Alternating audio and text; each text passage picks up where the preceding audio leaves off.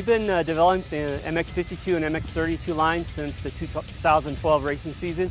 It normally takes 1.5 to 2 years to develop the tires before we have them ready to release to the public as a production tire. 2012 we did a little bit of racing on them, but we were still working on them, working with our test group in Huntsville, Alabama, and with our people in Japan to bring the product along and get it to where it needed to be performance-wise. And then this year in 2013, with the majority of our racers were using MX52s and MX32s at the pro level. So we were really happy with the results this year. A lot of wins and a lot of hole shots with those tires. So I've won a lot of races on the MX32, front and rear. I particularly like these tires just because they're pretty versatile tires, and especially with the power that the 450s have these days, you have to have something that's going to last through either a 20-lap main event or 30+2 moto outdoors. The MX32 rear ends up holding up a lot better than some of the other tires that we've actually raced with that have also been very good. But now you have the longevity with also a lot of the great features that Dunlop's put into the 32. A lot of the feedback we get from riders is actually how the tire damps, how plush it is, how it responds to bumps, the handling of the tire. Traction's important, but a lot of it's feel and predictability with the riders. They want a tire that when it does slide a little bit, it's predictable and consistent, and it's easy for them to control and keep it together.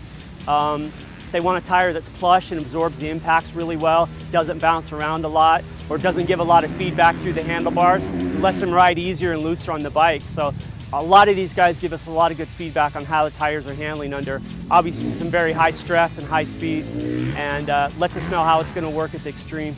I rode on the new Geomax tires all last year, and for the most part, the front grip, getting that good plush traction, and as well as the rear, always consistently getting good drive, good traction, and a comfortable ride. Not harsh in your hands or in the rear or anything like that, and just premium optimal traction, and then nothing but the best.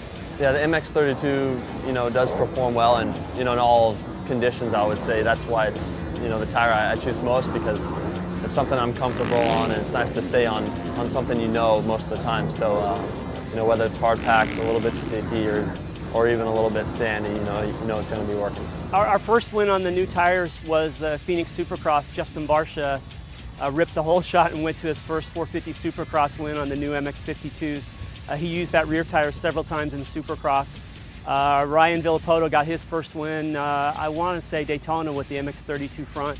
And then outdoors, his last 4 wins were all on MX32 front and rear. Eli Tomac, for his outdoor championship, used MX32 rear all but 2 races.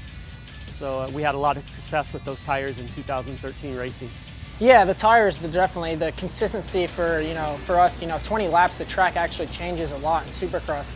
And it goes from kind of being a little softer, and then towards the end of the race it gets harder, and the tire, it holds really well, like throughout the whole race. It doesn't really change. It kind of grips to any dirt, so that's definitely key for a tire that I like. Last year I ran the Geomax 32 and 52 all year round, and those tires were amazing. They hooked up in places that you would never imagine they did, and to me, on practice tracks, I'd go for a long time with not having to change a tire. So I feel like it's really hard to beat those tires.